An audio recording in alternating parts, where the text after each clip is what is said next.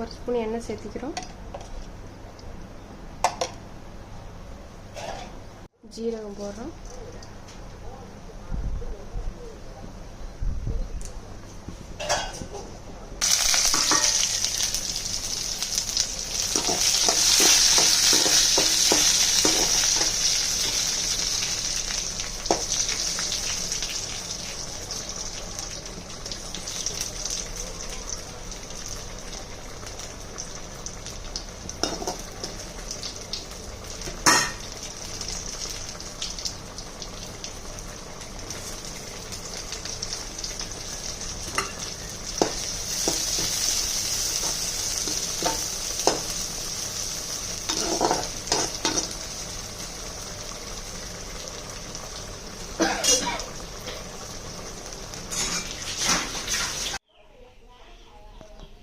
தக்காளி, பூண்டு, வரமிளகாய், ஜீரகம், கருவேப்பிலை போட்டு நல்லா வணங்கியிருக்கு.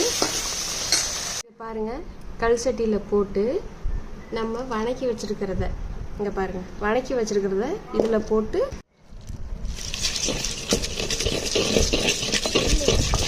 இங்கே பாருங்கள், தக்காளி வெங்காயம் போட்டதை நம்ம நல்லா கடையணும். இங்கே பாருங்கள், பருப்பில் முருங்கைக்கீரை போட்டு சாம்பார்.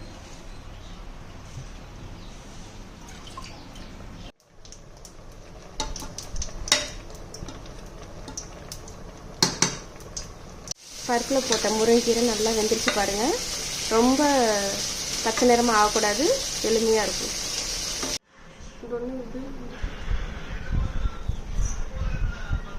நல்லா வெந்து வந்திருக்கா கீரையோட. இப்போ பாருங்கள், அதில் போட்டு நம்ம கடையணும். அவ்வளோதான்.